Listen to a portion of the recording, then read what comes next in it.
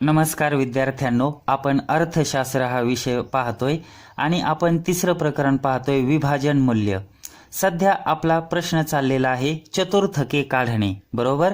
मागच्या तासाला विद्यार्थ्यांनो आपण अवर्गीकृत श्रेणीसाठी म्हणजे खंडित श्रेणीसाठी चतुर्थक काढणे पाहिलं होतं। तर आज आपण अखंडित श्रेणी किंवा वर्गीकृत श्रेणीसाठी चतुर्थक काढणार आहोत। आता विद्यार्थ्यांनो, अखंडित म्हणजे वर्गीकृत, अखंडित म्हणजेच काय, वर्गीकृत। आता वर्गीकृत श्रेणीसाठी चतुर्थक काढणे, वर्गीकृत म्हणजे काय, मागच्या तासाला तुम्हाला मी सांगितलेलं आहे। संख्या ज्या असतात त्याला आपण म्हणतो x, त्या संख्येसमोर असते त्याची वारंवारिता फ्रिक्वेन्सी, संख्येसमोर असते त्याची वारंवारिता फ्रिक्वेन्सी, संख्याला इंग्रजीत म्हणतो आपण x, वारंवारितेला म्हणतो फ्रिक्वेन्सी। ह्या सुट्ट्या संख्या आहेत 1 2 3 4 5, म्हणून याला म्हणतात अवर्गीकृत। आणि विद्यार्थ्यांनो, वर्गीकृत म्हणजे काय, वर्ग मर्यादा असतात। वर्ग मर्यादा म्हणजे क्लास लिमिट, वर्ग म्हणजे क्लास, मर्यादा म्हणजे लिमिट। या वर्ग मर्यादेसमोर त्याची वारंवारिता असते। तर वर्गीकृत म्हणजे समजलं विद्यार्थ्यांनो, 10 ते 20, 20 ते 30, 30 ते 40, 40 ते 50, याला म्हणतात वर्गीकृतचं उदाहरण। आता पहा, वर्गीकृत श्रेणीसाठी म्हणजेच आकडेवारीसाठी म्हणजेच पदमालेसाठी म्हणजेच निरीक्षणासाठी चतुर्थक काढायचं आहे। सर्वप्रथम वर्ग मर्यादा म्हणजे CL व वारंवारिता म्हणजे फ्रिक्वेन्सी समोरासमोर लिहावी। हे पहा, आपण समोरासमोर लिहिलेली आहे। वर्ग मर्यादा CL व त्याची वारंवारिता समोरासमोर लिहावी। पहा, सर्वप्रथम वर्ग मर्यादा म्हणजे क्लास लिमिट व त्याची वारंवारिता फ्रिक्वेन्सी समोरासमोर लिहावी। त्यानंतर संचित वारंवारिता काढावी CF, त्यानंतर चतुर्थक वर्ग काढावा व त्यानंतर मुख्य सूत्राचा वापर करावा। आता विद्यार्थ्यांनो, अवर्गीकृतचं उदाहरण पहा। आपण n बरोबर समेशन f म्हणजे ते सूत्रामध्ये टाकल्यानंतर काय व्हायचं, संचित वारंवारितेत आपण ती संख्या कुठे येते ते पाहायचो आणि संचित वारंवारितेची संलग्न संख्या आपलं उत्तर राहायचं। पण या ठिकाणी आपल्याला चतुर्थक वर्ग निश्चित करावा लागेल।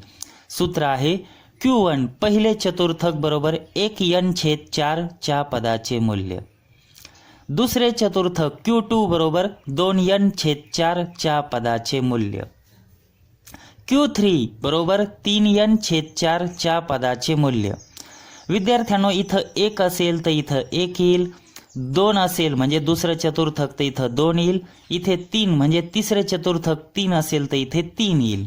समजलं सगळ्यांना। आणि n बरोबर समेशन f म्हणजे वारंवारितेची बेरीज करावी। यानंतर विद्यार्थ्यांनो, आपल्याला मुख्य सूत्राचा वापर करायचा आहे।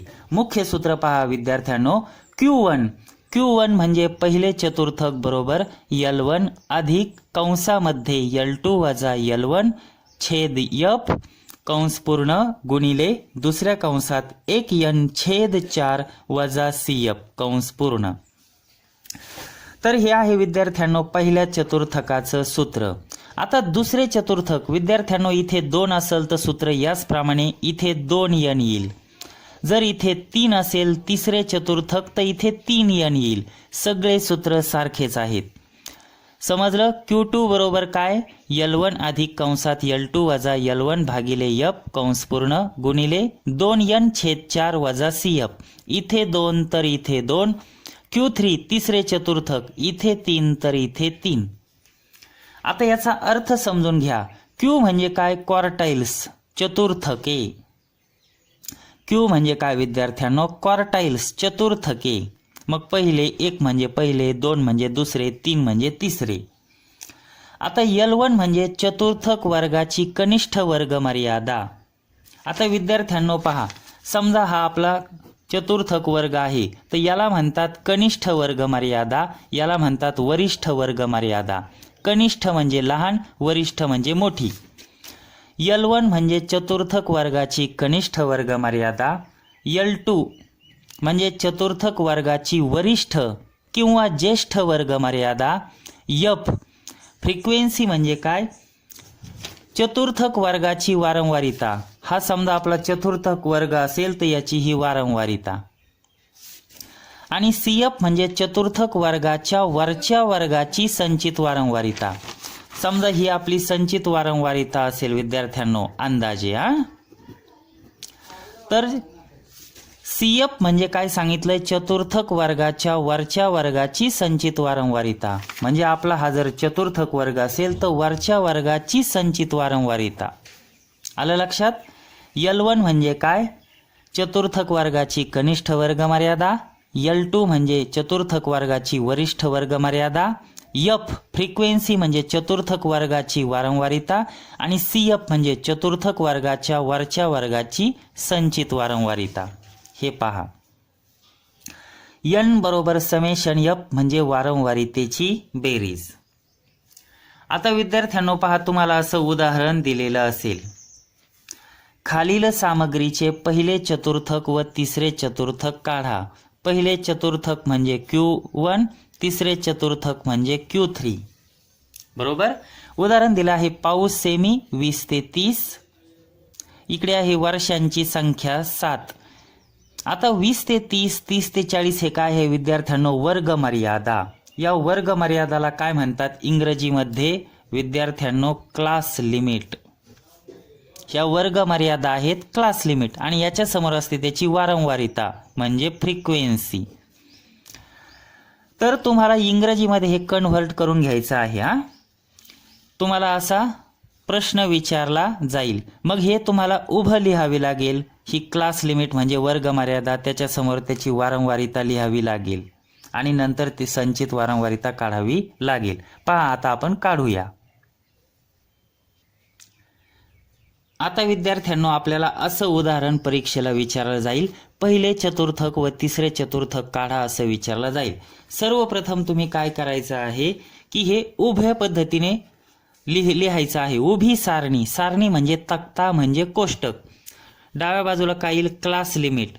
हे वर्ग मर्यादा आहेत क्लास लिमिट, त्याच्यासमोर आहे त्याची वारंवारिता. 20 ते 30 7. पहा, 20 ते 30 7. 30 ते 40 20. 30 ते 40 20. 40 ते 50 17. या पद्धतीने लिहून घ्यायचं आहे. 50 ते 60 6. आता यानंतर विद्यार्थ्यांनो काय करायचं आहे की संचित वारंवारिता काढायची आहे. संचित वारंवारिता कशी काढतो, या ठिकाणी 0 आहे. 7 अधिक 0 7. 7 अधिक 20 27. 27 अधिक 17 44. 44 अधिक 6 50. बरोबर. आता या वारंवारितेची बेरीज करायची आहे विद्यार्थ्यांनो, आपल्याला N काढायचा आहे ना. मग इथे म्हणा N बरोबर समेशन F म्हणजे वारंवारितेची बेरीज. 7 अधिक 20 अधिक 17 अधिक 6 बरोबर किती येत आहेत 50. आता विद्यार्थ्यांनो आपल्याला चतुर्थक वर्ग निश्चित करायचा आहे. त्याचं काय सूत्र आहे, Q1 बरोबर 1n/4 च्या पदाचे मूल्य. पहा, असं आपलं सूत्र आहे. काय, Q1 बरोबर 1n/4 च्या पदाचे मूल्य. आता बरोबर 1 गुणिले n किती आहे आपला 50/4. बरोबर. बरोबर 50/4 बरोबर किती येत आहेत 50/4 म्हणजे 12.5. बरोबर. आता विद्यार्थ्यांनो 12.5 ही संख्या संचित वारंवारितेत कोणत्या संख्येत सर्वात प्रथम येते, तर 12.5. 12.5 ही संख्या संचित वारंवारितेत 27 या संख्येत प्रथम येते. 27 या संचित वारंवारितेत प्रथम येते. बरोबर. म्हणून 27 ची संलग्न वर्ग मर्यादा. आता विद्यार्थ्यांनो इथे संख्या नाहीये, इथे काय आहे, वर्ग मर्यादा आहे. संख्या असती तर आपलं उत्तर असतं. आणि म्हणून काय विद्यार्थ्यांनो 12.5 ही संख्या 27 या संचित वारंवारितेत सर्वात प्रथम येते. 12.5 ही संख्या काय 27 या संचित वारंवारितेत सर्वात प्रथम येते. म्हणून 27ची संलग्न वर्ग मर्यादा 30/40 आहे. आणि म्हणून म्हणायचं इथे Q1 बरोबर 30/40. आता हा आपला वर्ग निश्चित झालेला आहे. बरोबर. आता ही वर्ग मर्यादा निश्चित झालेली आहे, त्यामुळे आपल्याला मुख्य सूत्राचा वापर करावा लागेल. मुख्य सूत्र काय आहे आपलं? आठवा. आपलं मुख्य सूत्र आहे Q1 बरोबर L1 अधिक कंसात L2 वजा L1 भागिले F कंस पूर्ण गुणिले 1n/4 वजा CF कंस पूर्ण. आता विद्यार्थ्यांनो L1 म्हणजे काय पहा. L1 म्हणजे पहा चतुर्थक वर्गाची कनिष्ठ वर्ग मर्यादा म्हणजे 30. L1 म्हणजे काय? चतुर्थक वर्गाची कनिष्ठ वर्ग मर्यादा 30. आता L2 म्हणजे काय विद्यार्थ्यांनो? चतुर्थक वर्गाची वरिष्ठ वर्ग मर्यादा 40. आता फ्रिक्वेन्सी वारंवारिता म्हणजे काय? चतुर्थक वर्गाची वारंवारिता ही आहे फ्रिक्वेन्सी वारंवारिता 20. बरोबर. त्यानंतर 1n/4. आता विद्यार्थ्यांनो 1n/4 आपण काढलेला आहे, तो आलाय 12.5. 1n/4 1n/4 बरोबर किती? 12.5 आलेला आहे आपला. हा इथे आपण लिहू 12.5. आणि विद्यार्थ्यांनो CF म्हणजे काय? चतुर्थक वर्गाच्या वरच्या वर्गाची संचित वारंवारिता. चतुर्थक वर्गाच्या वरच्या वर्गाची संचित वारंवारिता किती आली आहे? 7. हे पहा 7.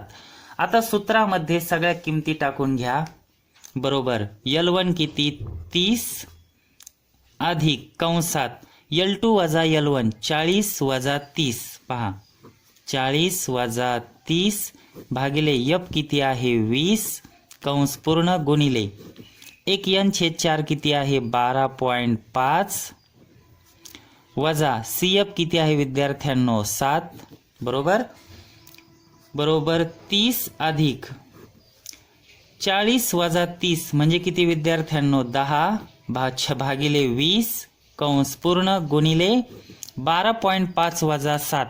आता 12.5 वजा 7 म्हणजे किती येईल? 5.5. 7.0 असतात.